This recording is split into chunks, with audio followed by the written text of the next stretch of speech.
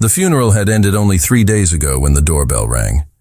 Natalie Barnes sat on the couch in the small country house, surrounded by boxes of used tissues and cold tea, when she heard the sharp sound cutting through the heavy silence of grief. She considered ignoring it. She had no energy for condolence visits. No energy for more awkward hugs from neighbors who'd never really known James Barnes. But the doorbell rang again. Insistent. Professional. With legs that felt like lead, Natalie dragged herself to the door, opened it, and froze completely. The man on the porch didn't belong in this small village. Impeccable suit, dark gray that probably cost more than her car, perfectly styled black hair, equally dark eyes that studied her with an intensity that made her want to slam the door in his face. He held a leather briefcase and an expression that revealed absolutely nothing. Natalie Barnes, deep voice, controlled, zero warmth. Yes? She gripped the doorknob tighter, an anchor in the middle of disorientation. Nicholas Fairmont, your father's attorney. May we talk? Natalie led him to the living room, still cluttered with things from the funeral. Sympathy cards scattered everywhere, photos of her father all around. She saw Nicholas assess the space with those unreadable dark eyes, but he didn't comment. He simply sat in the armchair her father used to use, and something about seeing a stranger in that sacred place made Natalie's throat tighten. Your father hired me 6 months ago. Nicholas opened the briefcase. To handle legal matters related to his estate and other issues. He pulled out documents. He knew he was sick, the cancer was terminal, and he wanted to make sure you were protected after he was gone. Tears burned in Natalie's eyes. Her father had never said anything. Never mentioned being sick. He just left. Sudden heart attack, the doctors had said. But now this lawyer was saying it was a lie. He didn't want you to know. Nicholas continued, as if reading her thoughts. He thought it would be easier this way. Less time to worry. To suffer in advance. So he lied to me. Natalie's voice came out broken. For 6 months he lied. He protected you, Nicholas corrected, without emotion. As if he were discussing a contract, not her life. And he continued protecting even after. Through the will. He pushed documents across the coffee table. Your father left everything to you, this house. The rare book collection he accumulated, worth approximately $2 million. Investments that guarantee a comfortable monthly income for the rest of your life. Natalie should feel relief, gratitude, but all she felt was a growing emptiness. There's a condition, Nicholas said, and something in his voice changed, became tenser. What kind of condition? Natalie could barely form the words. Nicholas looked at her directly, without blinking, without softening the blow. To receive the inheritance, you need to get married, immediately, to the person your father specifically chose. He paused. To me. The world stopped. Natalie was certain she'd heard wrong. Had to have heard wrong. I'm sorry, what? Your father established in his will that you only receive the full inheritance if you marry me within 30 days of his death. If you refuse, everything goes to charity. That can't be legal. You can't force someone to marry. Technically, I'm not forcing you. You can refuse. But then you lose everything, Nicholas said with that irritating calm. Your father was very specific about the terms. And yes, it's completely legal. I drafted it myself. Natalie was shaking now. From shock, from anger, from grief that was transforming into something darker. Why? Why would my father do this? And why would you agree? For the first time, something crossed Nicholas's face. Something too quick for her to catch. I had my reasons, just as your father had his. What reasons? Who are you? I barely know you. And I don't know you, Nicholas shot back. But your father asked me, and I owed him. Nicholas pulled an envelope from his inner pocket. Her father's handwriting on the front, For Natalie, read before deciding. With trembling hands, Natalie opened it. The letter was short, direct, so characteristic of her father. My dear Natalie, if you're reading this, I'm already gone, and I apologize for not having the courage to say a proper goodbye. I was always a coward about big emotions. Nicholas Fairmont is a good man, better than he appears at first glance. I know asking this seems crazy, but trust me, it's the last time I'll ask anything. You're in danger you can't see yet. People who want what I left you, people who wouldn't hesitate to hurt you to get it. Nicholas can protect you, will protect you. I gave him my word. Marry him. It doesn't have to be forever, just long enough for the danger to pass. He understands the terms. I love you more than words can express, and I'm sorry for this final imposition. Always your father, James. Natalie read it 3 times, then looked at Nicholas, who was watching with those impossible to decipher eyes. What danger? What's he talking about? Your father had enemies, Nicholas said simply. People who thought he owed them, who wanted part of the book collection, the investments.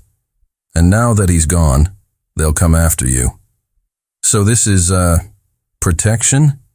You're like a bodyguard with a marriage license? Something like that. He stood. You have until tomorrow to decide. Marry me, stay protected and receive the inheritance. Refuse.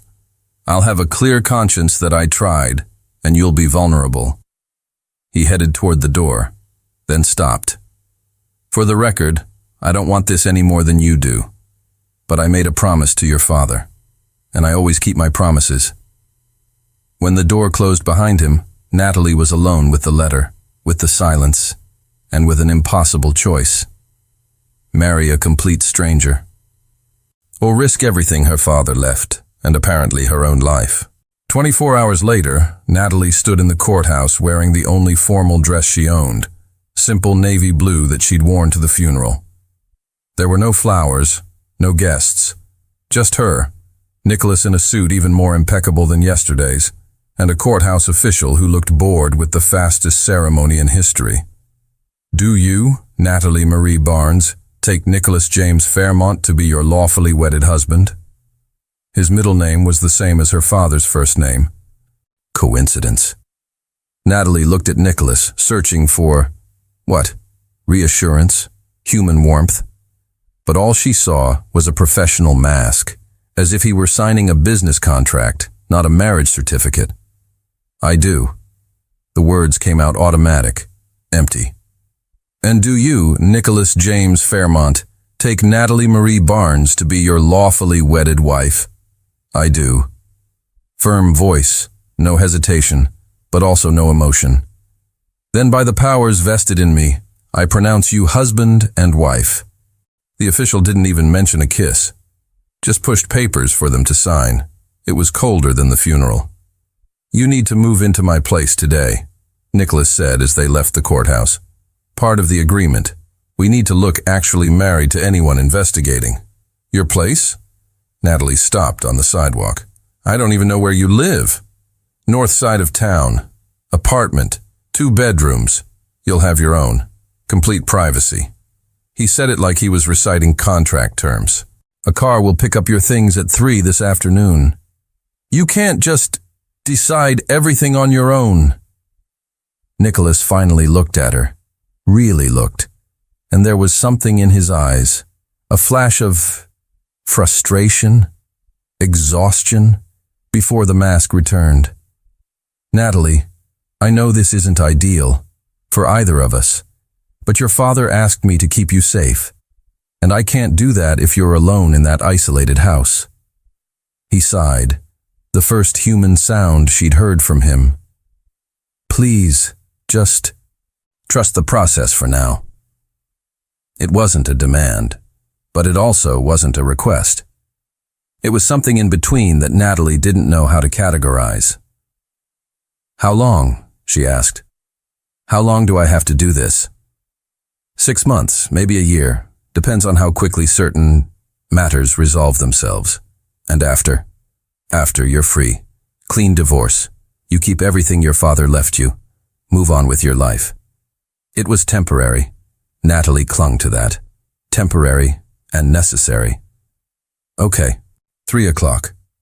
Nicholas's apartment was exactly what Natalie expected. Modern, minimalist, soulless. Everything in shades of gray and white. No photos, no clutter, no life. Your room. He opened a door revealing a space larger than her entire country house. King bed, enormous closet, private bathroom with a tub that could fit 3 people. This is too... Natalie didn't know how to finish. Comfortable, I hope. Nicholas set her suitcase on the floor. There's a gym in the building. Pool. Library on the 10th floor if you want to work. Wi-Fi is open. He was reciting amenities like she was a hotel guest. Nicholas. Natalie turned to face him. Can we stop pretending this is normal for 1 second? He froze. What do you mean? I mean, we just got married, and you're treating me like an unwanted tenant. If we're going to do this, live together, pretend to be married, can we at least be honest? Something changed in his face. The mask slipped just slightly. You want honesty? He took a step closer. Fine. Here it is. I didn't want to get married. Didn't want to complicate my life with another person. But your father was one of the only good people I've known. And when he asked, begged me to protect you, I couldn't refuse. His voice dropped lower, more intense. So yes, I'm treating you like a tenant. Because if I treat you like a wife, if I let this become real, it'll hurt 1,000 times more when it ends. And it will end, Natalie. It always ends. The words hung between them, heavy with something Natalie didn't understand but felt in her chest. What happened to you? She whispered. To make you so closed off? Nicholas laughed, a harsh sound without humor. That's not part of the contract. My past is mine. He headed toward the door, stopped in the doorway. Dinner's at 7 if you want to eat. I cook Monday, Wednesday, and Friday. You cook Tuesday, Thursday, and Saturday. Sunday we order. House rules. House rules, Natalie repeated. Of course, because marriage is about rules. This one is. Nicholas looked at her over his shoulder, and for the first time, she saw something like regret. I'm sorry it's not the fairy tale you deserved, but it's the best I can offer. And then he left, closing the door gently behind him. Natalie stood alone in the enormous room, looking at the suitcases that contained her entire life and thought, what was her father thinking? How would a marriage to a man who barely spoke to her protect her? And why, when Nicholas had looked at her with those dark eyes full of hidden pain, did something in her chest tighten in a way she didn't understand? That night, she discovered the first clue. Exploring Nicholas's personal library, because she couldn't sleep in a strange place, she found a photo, the only one in the entire apartment, hidden between law books.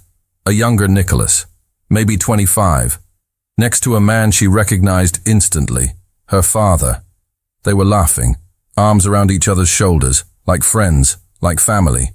And on the back, in her father's handwriting, to Nicholas, the son I chose when blood failed me, always grateful. James. The son he chose? Nicholas wasn't just her father's lawyer. He was something much, much more. Natalie woke to the smell of coffee and something burning. She checked her phone. 6:15 in the morning. Who was awake at this hour?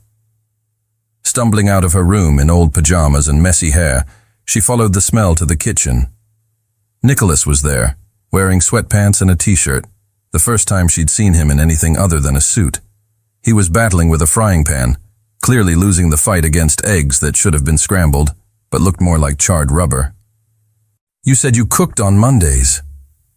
Natalie couldn't help the accusatory tone. Nicholas jumped, turning so fast he almost knocked over the pan. You startled me. Sorry, but seriously, what is that? She pointed at the culinary disaster. Attempted breakfast. He looked at the mess with something like embarrassment. I normally eat out or order in, but I thought, first day as whatever we are, I should make an effort. It was a kind gesture buried under layers of incompetence. And despite everything, Natalie felt her lips trembling into something that might be a smile. Move over. She gently pushed him aside. Before you burn the place down. Natalie took over, throwing out the ruined eggs and starting fresh. Nicholas stood there, watching with a mixture of fascination and mortification. My father taught me to cook, she said, cracking new eggs into the pan. After my mother died, it was just the two of us. He couldn't make anything beyond sandwiches, so I learned out of necessity. Your mother died when you were 7. Natalie stirred the eggs with practiced movements. Car accident. It was quick, they said. She didn't suffer. I'm sorry. What about your father? Natalie dared to ask. Do you have family? Nicholas went rigid. None that matter. I saw the photo. Natalie decided to risk it. In the library. You and my father. He wrote that you were like a son to him. The silence that followed was so thick Natalie almost regretted mentioning it. But then Nicholas spoke, his voice so low she barely heard. Your father saved me. Natalie turned off the heat, turned completely to face him. Saved you how? Nicholas moved to the window, looking out at the city waking up, his back to her, as if he couldn't say this while looking in her eyes. I was 22, fresh out of law school, working for a firm that did things I wasn't proud of. We defended terrible people. I knew it. But they paid well and I needed the money. He took a deep breath. One day, your father showed up. Potential client. Needed someone to handle his will, protect his assets. But when we sat down to talk, he asked me if I was happy. No one had ever asked me that. His voice broke slightly. I fell apart, told him everything. How I hated the work. How I was trapped in student debt. How my family had disowned me for not following their military tradition. And you know what your father did? What? Natalie whispered. He paid off my debts, all of them. $400,000 in student loans, just paid them. And then he offered me a job as his personal attorney. Said he saw potential, that I deserved a chance to do something that mattered. Nicholas finally turned, and there were tears in his eyes. The first real emotion she'd seen. For 8 years, your father was more family to me than my blood ever was.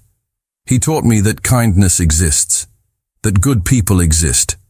And when he asked, begged me to marry you, to protect you, how could I refuse?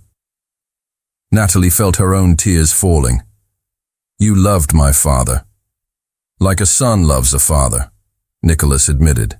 And that makes all of this, he gestured between them, complicated. Because I feel like I'm fulfilling his last wish, but I also feel like I'm trapping you in something you didn't ask for. You're not trapping me. Natalie took a step closer. Nicholas, I chose this. I could have refused, but I chose to trust my father. And now, she hesitated. Now I'm choosing to get to know you. Really know you. Not just as a lawyer or contract husband, but as the person my father loved. Nicholas looked at her, really looked, and something passed between them. Something fragile, but real. The eggs are cold, he finally said, but he was almost smiling. Then reheat them, and this time, you watch. Because if we're going to live together, you need to learn not to burn food. They spent the next hour in the kitchen, Nicholas watching while Natalie reheated breakfast and explained basic techniques. He asked questions. She laughed at his attempts. And slowly, very slowly, walls began to crack. When they finally sat down to eat, Nicholas looked at her across the table. Thank you for not hating me, for trying. Thank you for loving my father, for showing up when he needed you. It was a beginning. Small, fragile, but it was a beginning.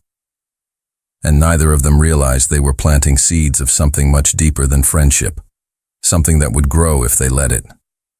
2 weeks of careful coexistence, 2 weeks of silent dinners that slowly became less silent. 2 weeks where Natalie learned that Nicholas read poetry in secret. She'd found a book of Neruda in the bathroom. 2 weeks where Nicholas discovered she sang off-key when cooking. He never mentioned it, but she saw the almost smile. And then everything crumbled when Natalie came home to find the apartment destroyed. It wasn't a common break-in. It was a message. Paintings ripped from walls. Sofa slashed open. And on the living room wall, in red paint that looked like blood, but Natalie hoped wasn't. Return what's ours. She was frozen in the doorway when she heard footsteps. She turned, ready to scream, and saw Nicholas. He looked around, his face draining of color, then immediately pulled Natalie out of the apartment. Don't touch anything. Don't go in. He was already calling. Yes, I need to report a break-in. Direct threat. He gave the address. Then hung up and finally looked at Natalie. Are you okay? Hurt? I just got here. I was at work and reality hit. Nicholas, what did they want? Who did this? 2 hours later, the apartment was full of police, crime scene photographers, and a middle-aged detective named Costa who looked too tired for this life. So, Mr. Fairmont? Costa looked at his notes. You believe this is related to the late James Barnes? I'm certain of it. Nicholas sat next to Natalie in the hallway, his hand finding hers automatically. She noticed she was trembling and he noticed too, squeezing gently. James had questionable associates from his past, people who thought he owed them parts of his rare book collection. Books? Costa raised an eyebrow. What kind of books are worth breaking in and making threats? First editions, manuscripts, some 500 years old. Nicholas explained. His collection was worth approximately $2 million, and certain people believed they had rights to specific pieces. What people? Nicholas hesitated, looked at Natalie. You need to know something about your father, something he never wanted you to know. Natalie's stomach dropped. Back at the hotel apartment Nicholas had arranged for the night, he'd refused to let her return to the vandalized apartment. Nicholas finally told the complete truth. Your father wasn't just a book collector. He was a recoverer of stolen artifacts. Nicholas was pacing. When your mother died, he had a breakdown, deep depression, and to cope, he started tracking rare books that had been stolen from families during wars, dictatorships, looting. He stole them back. Natalie was trying to process. He recovered them, bought them, negotiated, did whatever was necessary to return them to their rightful owners or their families. Nicholas finally sat down. It was his obsession, becoming better, doing something that mattered. And the people who wanted the collection were criminals, people he'd recovered books from, people who thought he owed them compensation.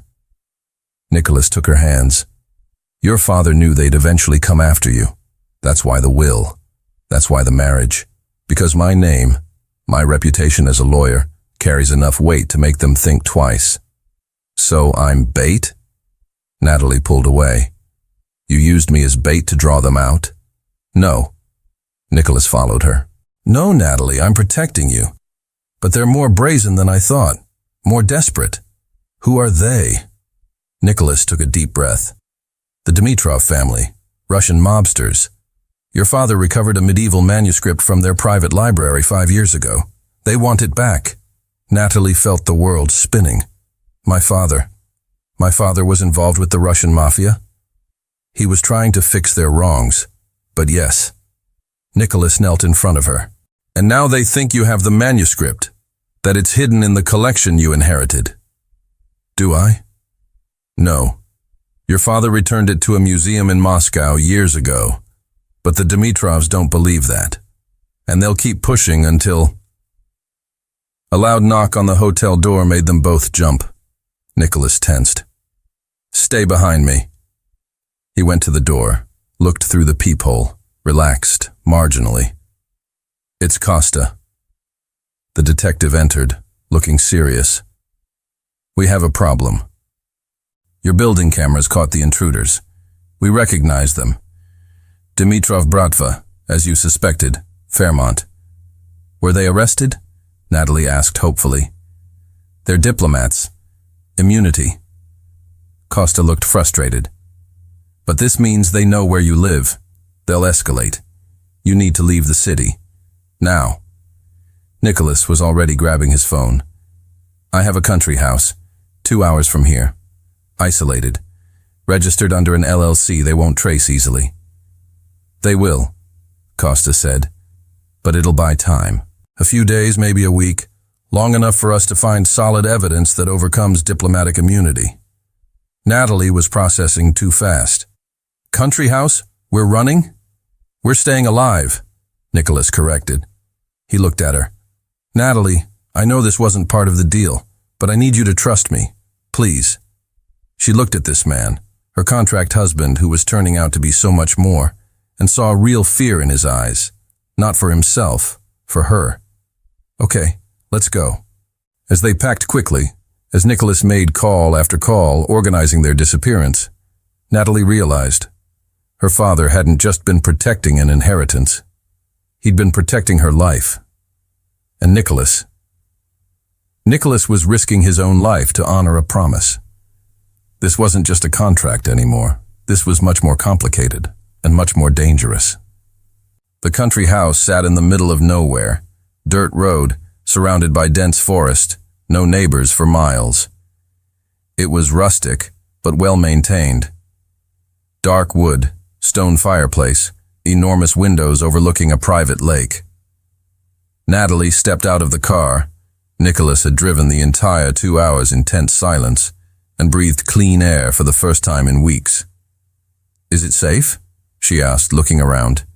It seemed exposed, vulnerable. "Security system is hidden but complete. Cameras around the entire perimeter. Silent alarm connected directly to local police. And..." Nicholas pulled a gun from his waistband. "I know how to use this if necessary." Natalie froze, staring at the gun. "You have a permit?" "I do. And training. And I honestly hope I never need it." He tucked it away again. "But I won't risk your life on hope." It was the first time he'd admitted so directly that she mattered. That she wasn't just an obligation. Inside, the house was cozy in a way his apartment never had been. There were photos here. Young Nicholas with a woman who must be his mother. Teenage Nicholas in military uniform, so he had gone before quitting. Adult Nicholas with her father, laughing on some boat. "Do you come here often?" Natalie asked, touching a frame. "I used to, when I needed to escape. Your father came a few times too. He loved fishing on the lake." Nicholas smiled, small, sad. He said it was the only place where he could think clearly. Natalie felt a connection to her father through this space. "Can I stay in the room where he stayed?" Nicholas hesitated. It's my room now. I moved in there after. But I can sleep on the couch." "No," Natalie decided impulsively. "We'll share. The bed is big enough. And honestly, after everything that's happened, I don't want to be alone." She saw Nicholas swallow hard. "Are you sure?" "I'm sure." And strangely, she was. That night, after a simple dinner, Nicholas grilling steaks without burning them, progress, they sat on the porch looking at the stars. Natalie wrapped in a blanket, Nicholas beside her with coffee, respectful space between them. "Can I ask a personal question?" Natalie broke the silence. "You can try. Why did you never really get married? Before me, I mean." Nicholas was quiet for so long she thought he wouldn't answer. Then, I was engaged, 6 years ago. Her name was Rebecca. We met in college. We planned our whole lives together. He sipped his coffee. And then she met my older brother. The perfect son my parents always wanted. Army officer, war hero. Everything I wasn't. Natalie felt her heart squeeze. She left me 3 weeks before the wedding, said she realized she wanted someone more substantial, someone my parents would approve of, someone who wasn't. He laughed bitterly. A disappointment. Nicholas. My brother married her 6 months later. My parents went. I wasn't invited, and that was the last time I spoke to any of them. He finally looked at Natalie. So yes, I built walls, because letting people in hurts, and I'm not interested in being hurt again. Natalie understood now. The coldness, the distance. It was a survival mechanism. My father was the exception? She asked gently. The only one. He didn't judge. Didn't want me to be something different. He just accepted me. Nicholas wiped his eyes quickly, and now he's gone. And I keep thinking that if I'd been a better friend, a better adopted son, maybe. Don't. Natalie took his hand. Don't do that to yourself. My father loved you. Clearly. And he knew you loved him too. They stayed like that. Hands intertwined, stars above, barriers slowly crumbling, until Nicholas spoke. You're not an obligation to me, you know. I'm not? When your father asked me to protect you, I thought it would be a burden, a duty. But then I met you, and you're the first person since your father who makes me want to lower the walls, who makes me think that maybe, just maybe, risking it again is worth it. Natalie's heart was pounding so hard she was certain he could hear it. Nicholas, you don't need to say anything. He squeezed her hand. I just needed you to know. This, us, doesn't feel like a contract to me anymore, and I don't know what to do with that. Natalie didn't know either. But when they went inside, when they lay in the same bed maintaining careful distance, when she woke in the middle of the night to find him watching her with eyes full of something she couldn't name, she thought she was feeling it too. And it was terrifying, and wonderful, and completely unplanned. But maybe, just maybe, it was exactly what they both needed. The storm arrived on the third night. Not just rain, lightning that tore through the sky, thunder that shook the foundations, wind that made the windows tremble. Natalie woke in a panic, disoriented, and automatically reached for Nicholas.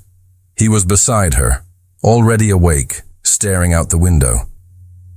Is it bad? She asked, her voice small. Yes.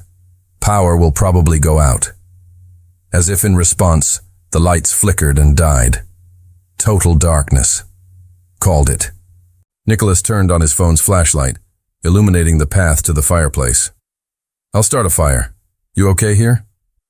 Natalie nodded, though her hands were shaking. Not from cold, from memories. You're afraid of storms, Nicholas observed as he fed the fire. It wasn't a question. My mother died in a storm. Natalie hugged her knees. She was driving, heavy rain. She lost control of the car, and every time I hear thunder, I just go back to that day, waiting for her to come home. A police officer knocking on the door instead of her. Nicholas abandoned the fireplace and sat beside her on the couch. You were 7 years old. 7 years and 3 months. And after that, it was just me and my father. And he tried so hard to be both, father and mother. But there was this sadness in him that never completely went away. Tears started. And now he's gone too. And I'm alone. You're not alone. Nicholas pulled her into his arms. The first real embrace since they'd married. I'm here. I'm not going anywhere. Natalie cried against his chest. Grief for her father, for her mother, for the normalcy she'd never had. And Nicholas just held her, his hand tracing slow circles on her back, murmuring comfort she didn't understand but felt. When the tears finally stopped, they stayed there. Fire crackling, storm raging outside. Natalie nestled against Nicholas in a way that should have been strange but felt right. "Can I confess something?" Nicholas whispered. "Anything. When your father asked me to marry you, part of me was angry, because it felt like him controlling my life from beyond the grave, forcing a decision that would change everything." He paused. But another part, a part I didn't even admit to myself, was relieved. Relieved? Because it meant connection, family, something beyond the emptiness my life had become. He looked down at her in his arms. "And then I met you. And you were beautiful even while crying, strong even when broken. And I thought maybe your father knew exactly what he was doing." Natalie's heart stopped. "What are you saying?" "I'm saying this isn't a contract to me anymore. It's not obligation or duty or a promise to a dead man." Nicholas tilted her face to look at him. "I'm saying I'm falling, Natalie. Falling hard and fast. And it's terrifying because I don't do this. I don't let people in. But you're dismantling every defense I've built." Natalie could barely breathe. "Nicholas, you don't need to feel the same. You don't need to say anything back. I just needed you to know that when I look at you, I don't see obligation. I see a future. And that's new and scary and completely out of my control." Natalie should pull back, should remember this started as a transaction, that he himself said it would be temporary, that they were both a mess of issues and trauma. But when she looked into his eyes, vulnerable for the first time, no mask, just human, she couldn't lie. "I'm falling too," she whispered. "And I don't know what to do because I just lost my father. And I don't know if this is real or if I just need someone to hold on to. And I'm so scared of ruining this like I've ruined everything in my life." Nicholas kissed her. It was soft, tentative, asking permission even in the act. And when she leaned in, when her fingers tangled in his hair, when they both opened to each other for the first time, it wasn't just a kiss. It was a promise. It was a choice. It was two broken hearts deciding to try again. When they pulled apart, they were both crying, laughing, holding each other like they might disappear. "This is crazy," Natalie said. "Completely." Nicholas agreed. "We're going to hurt each other. Probably. And I have no idea how to do this. Neither do I." He pressed his forehead to hers. "But I want to figure it out. With you. If you'll let me." Outside, the storm kept raging. But inside, near the fire, in each other's arms, they found something like peace. And when they eventually returned to bed, this time with no space between them, tangled together in real sleep, they both thought the same thing. Maybe Natalie's father had known exactly what he was doing. Maybe this arranged marriage was less about protection and more about giving two lonely souls a chance to find each other. Natalie woke to sunlight streaming through the curtains and a sudden realization. She was tangled up in Nicholas, her leg over his head on her shoulder, arms completely intertwined. And it wasn't just innocent sleep position. There was an intimacy here that hadn't existed before, because last night they'd crossed a line, not sexually, but emotionally. And that was more terrifying. Nicholas woke slowly, his eyes opening to find her already watching. For a moment he just smiled, small, genuine, vulnerable. Then realization hit him too. "Good morning," voice rough from sleep. "Good morning." Natalie didn't move, neither did he. "About last night," Nicholas began. "Don't regret it," Natalie interrupted. "Please don't regret it." "I don't." He pulled back just enough to see her face. "But I'm processing, because I spent 6 years building walls, and you tore them down in 3 weeks. And I don't know how to handle that." They spent the morning in careful silence, Nicholas making coffee without burning it. Miracle. Natalie preparing toast. Moving around each other in the small kitchen with new awareness of every touch, every glance. "We need to talk about what happens after," Nicholas finally said when they sat down. "After?" "When the Dimitrovs are arrested, when the threat passes, when you don't need protection anymore."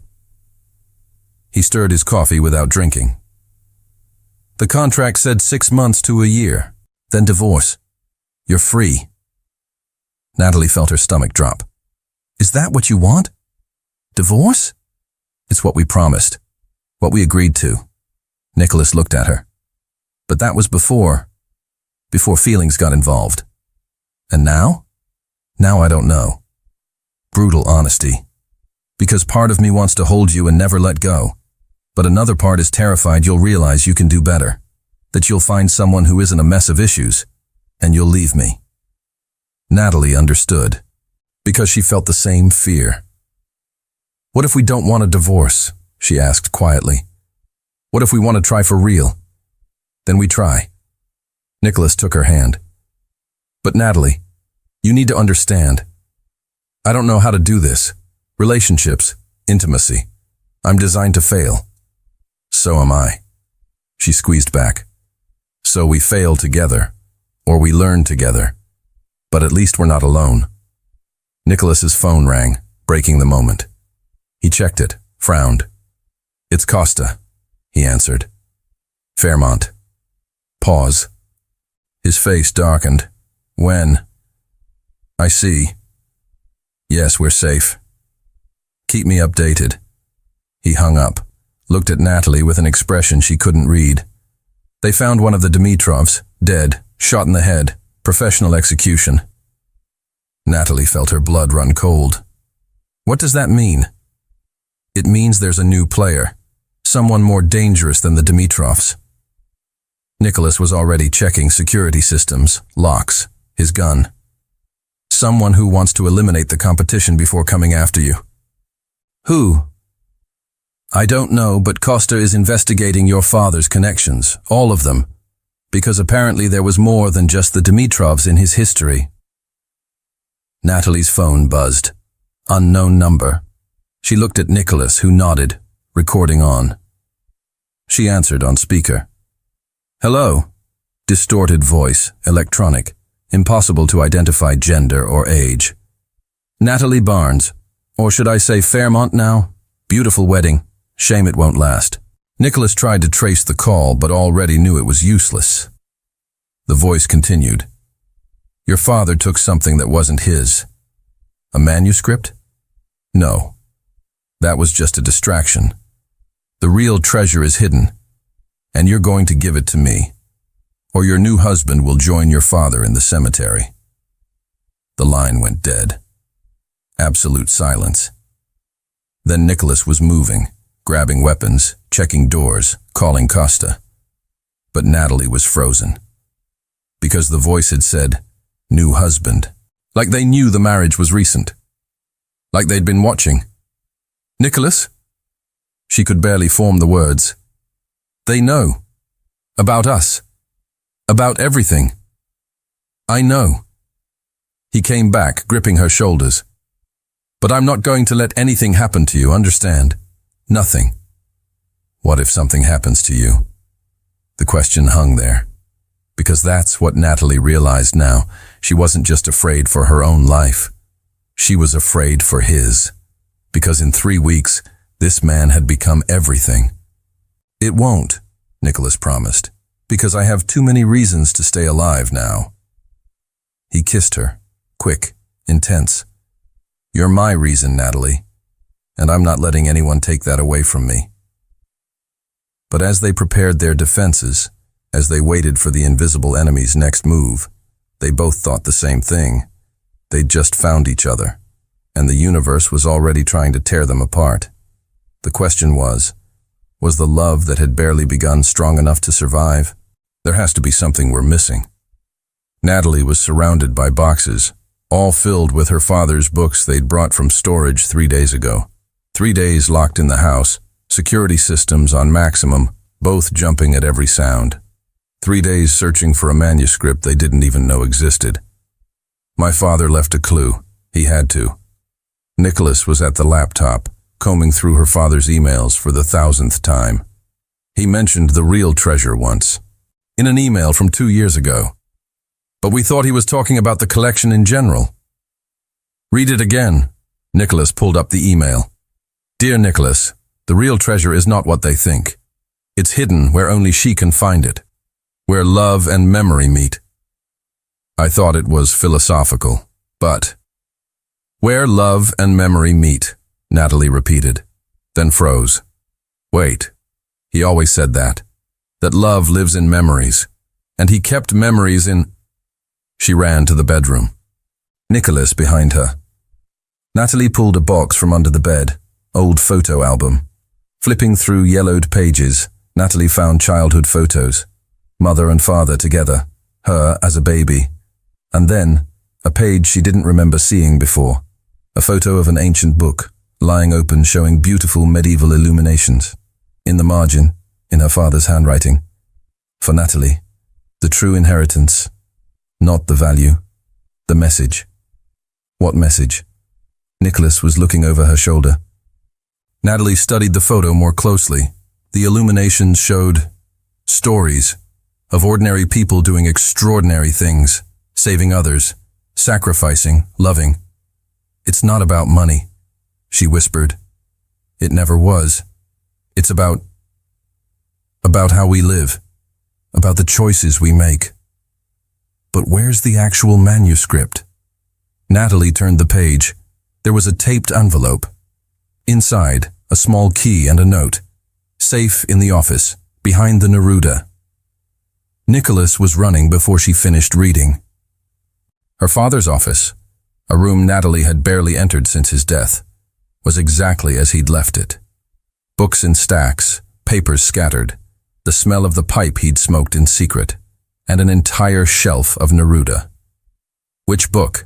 Nicholas was checking each one. 20 love poems, Natalie knew without checking. It was my mother's favorite. He read it to her every night. Behind the book, embedded in the wall, a small safe. The key fit perfectly. Inside, not a medieval manuscript. Something different. A modern notebook, leather-bound, filled with her father's handwriting. Natalie opened it with trembling hands. First page. For Natalie, the truth about who I am, and why I married you to Nicholas. The next hours were revelation. Her father wasn't just an artifact recoverer. He was an informant. He'd worked with Interpol to dismantle international art smuggling networks. The criminals threatening Natalie? They didn't want manuscripts. They wanted the notebook. They wanted names, dates, operations, everything that could destroy an international art crime empire. He was protecting you from this. Nicholas was reading over her shoulder. By marrying you to me, he ensured you'd have legal protection. My firm has resources to keep evidence safe, to defend you. And put you in danger too, Natalie realized with horror. Nicholas, if they know you have this, they already know. That's why the threat. He closed the notebook. But now we have leverage. We know what they want, and we can use it. How? Natalie was terrified. We can't just give it to them? Of course not. We give it to Interpol, and let them handle it. Nicholas was already calling. Costa has contacts. He can arrange a secure transfer. But as he spoke, as he organized the protection scheme, the window glass exploded. It wasn't a rock. It was a tear gas grenade. Nicholas screamed for Natalie to get down, covered her body with his, as gas filled the room. She heard pounding, the door being broken down, voices in Russian, heavy footsteps. Nicholas! She could barely breathe. Stay with me. He was dragging her to the hall, to the safe room he'd built without her knowing. Don't let go. But then there was a figure in the doorway. Gas mask. Gun pointed. And the distorted voice from the phone, now clear. I'm sorry, but you left me no choice. The person fired. Nicholas pushed Natalie back, taking the bullet meant for her. He fell, and Natalie screamed, a primal sound of something breaking inside her. Because she'd just found him, just started loving him, and she wouldn't lose him too. The hospital corridor smelled of disinfectant and fear. Natalie sat in a hard plastic chair, still wearing clothes stained with blood. Nicholas's blood, waiting. Always waiting. It had been 3 hours since the ambulance. 3 hours since she'd watched paramedics work frantically. 3 hours since a doctor said significant blood loss and emergency surgery, and other words her mind wouldn't process. Costa stood beside her, silent.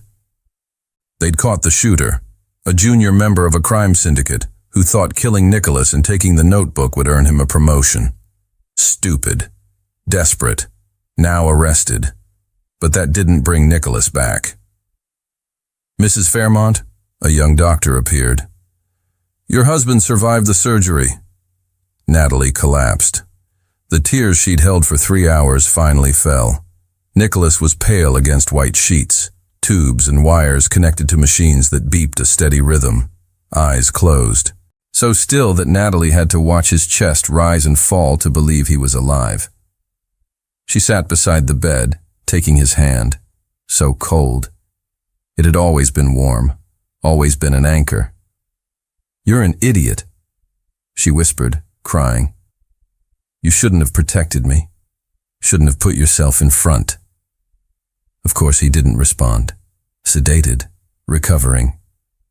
I love you. The words came out, the first time she'd said them aloud. I love you, and you can't die before hearing that, before knowing that you're everything, Nicholas. In 3 weeks you became everything. His fingers moved, just a fraction, but she felt it. His eyes opened slowly, taking time to focus. When he saw her, his lips curved into a weak smile. You, okay? Voice hoarse, destroyed. Am I okay? You took a bullet, but you are alive, so worth it. He coughed, grimacing in pain. Natalie was crying and laughing simultaneously. You're impossible. And you love me? There was hope in his eyes, vulnerability, so much. She leaned down, kissing his forehead. So much it scares me. Nicholas spent 2 days in the hospital. 2 days where Natalie didn't leave his side. 2 days of Costa bringing updates. Syndicate dismantled, notebook with Interpol, threats neutralized. 2 days of Nicholas waking and sleeping, but always looking for her first.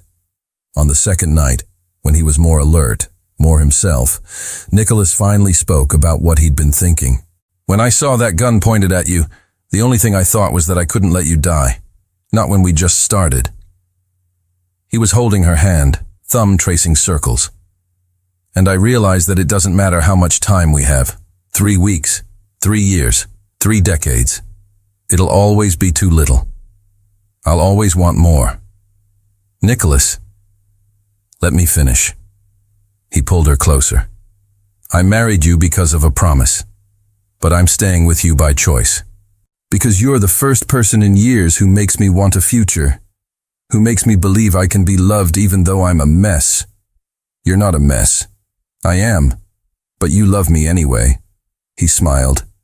And that's a miracle I didn't expect. Natalie kissed him. Careful of his injuries, but full of promise. So when we get out of here, when you recover, we try for real. No expiration date, no contract. Just us. Nicholas agreed. Learning together, failing together, loving together. Medical discharge came 3 days later. Nicholas still weak, but insisting on going home. Natalie was packing his belongings when a nurse appeared with an envelope. This was delivered for you. The messenger said it was urgent. Natalie opened it. Inside, a single sheet of paper, her father's handwriting. If you're reading this, it means Nicholas saved you. Just as I knew he would. Because he loves you, Natalie. Has loved you since I showed him your photo a year ago. Since I told him about my brilliant daughter who was trapped in a small life. I didn't force a marriage. I gave you both a push, the excuse you needed to find each other. Because I recognize soulmates when I see them. And you too? You're broken in the same ways. You heal each other. Be happy. Live well. And Nicholas, thank you for loving my daughter the way she's always deserved to be loved. With all my love, James. Natalie was crying. Nicholas was too when she read it to him. He knew, Nicholas whispered. That impossible man knew before we did. He was always smarter than he looked. Natalie laughed through her tears, and as they left the hospital, Nicholas leaning on her, she leaning on him, they both thought, her father hadn't just protected Natalie. He'd given them both the gift of a lifetime. Love, real, imperfect, absolutely perfect. Recovery was slow, frustrating. Nicholas, accustomed to controlling everything, had to accept help.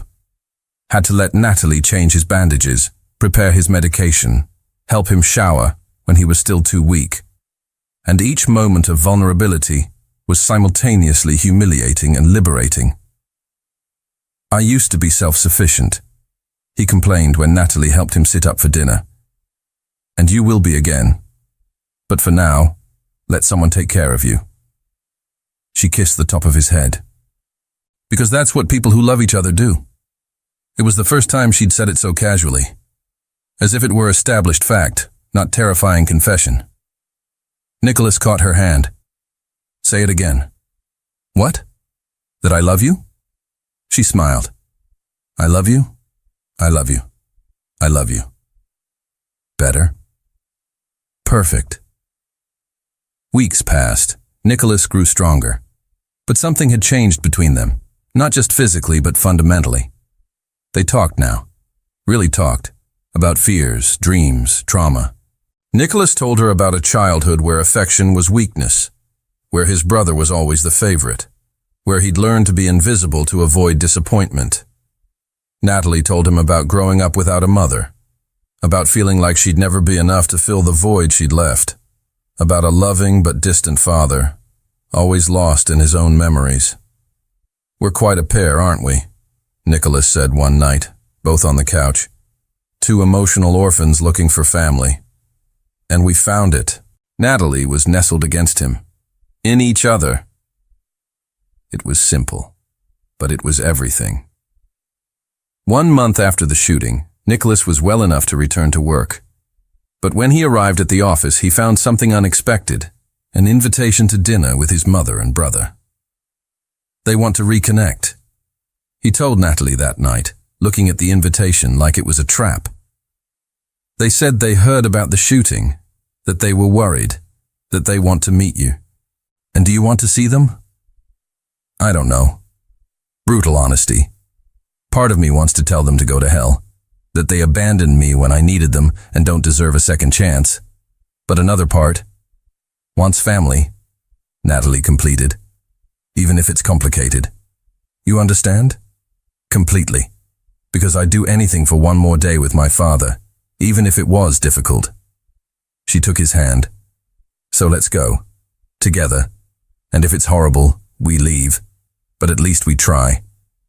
Nicholas kissed her. Those kisses that had become their own language. Gratitude. Love. Recognition.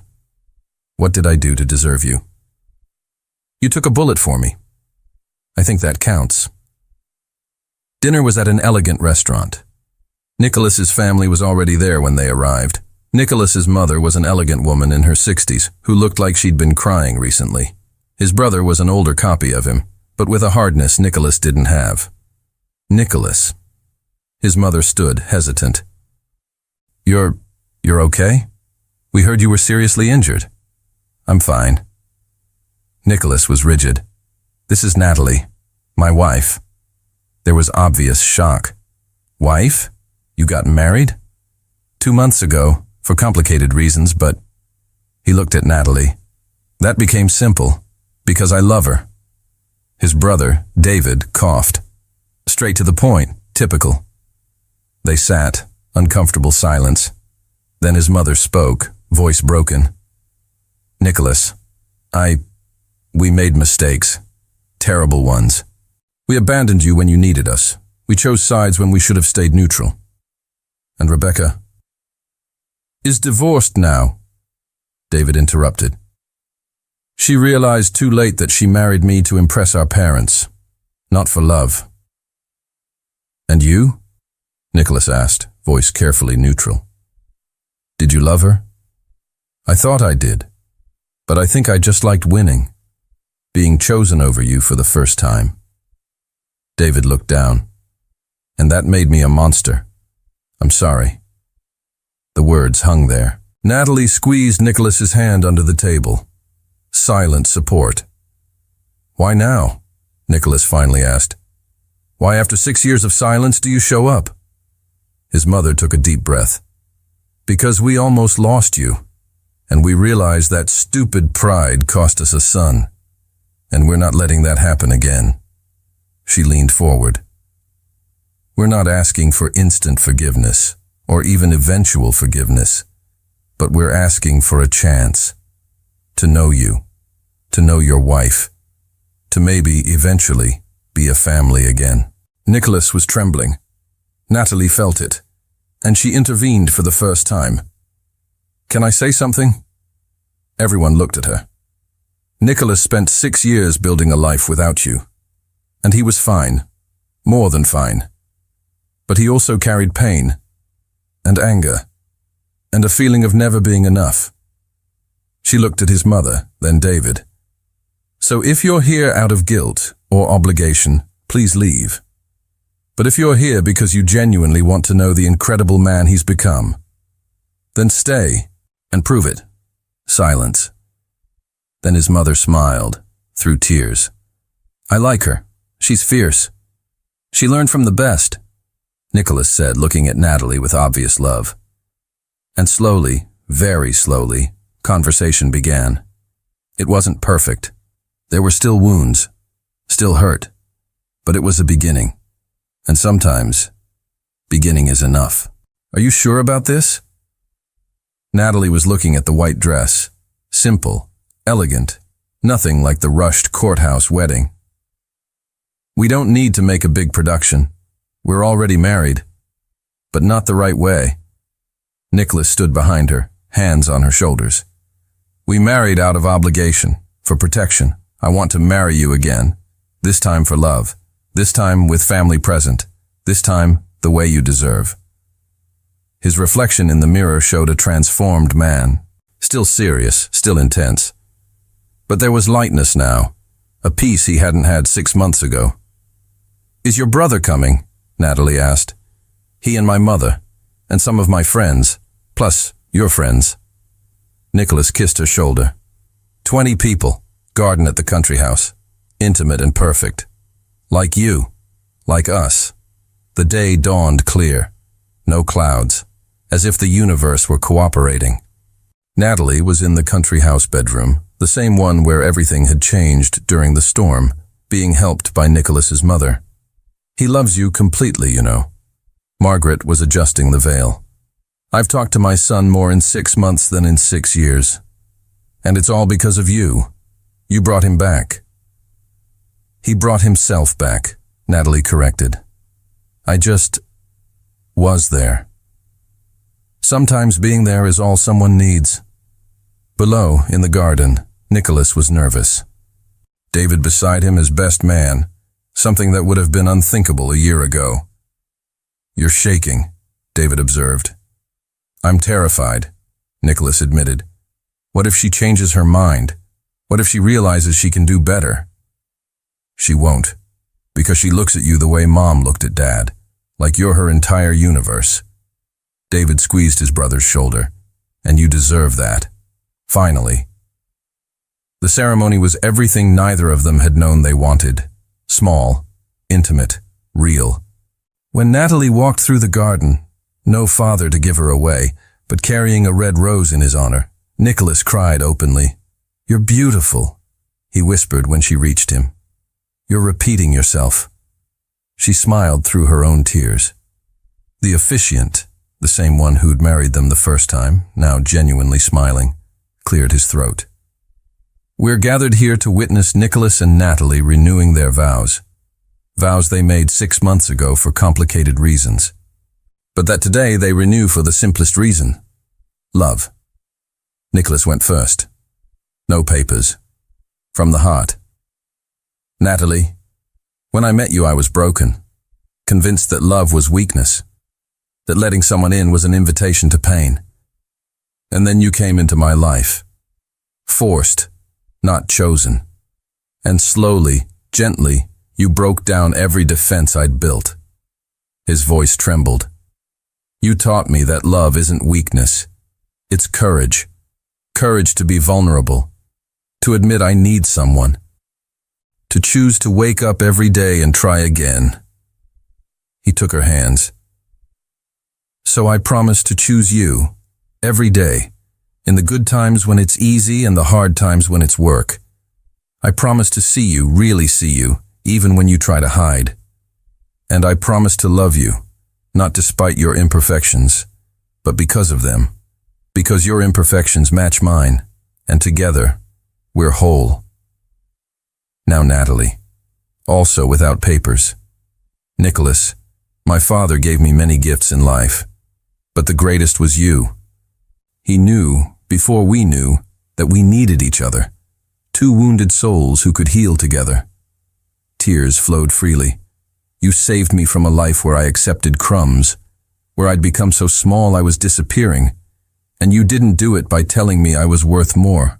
You did it by showing me, every day, in 1,000 small ways.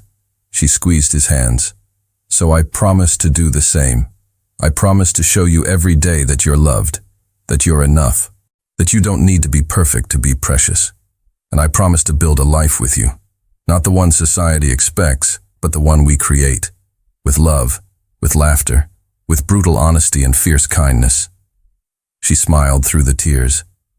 I promise to choose you, today, tomorrow, forever. New rings, not of contract but of commitment, were exchanged. By the laws of this state and by the obvious love between you, I pronounce you husband and wife. Again. But this time, for real. The kiss was different from all they'd shared. It was promise, it was celebration, it was future. And when they pulled apart, laughing and crying, surrounded by 20 people who loved them, they knew they'd started wrong. Contract, obligation, fear. But they'd ended right. Love, choice, peace. And sometimes, crooked paths lead to the most perfect destinations.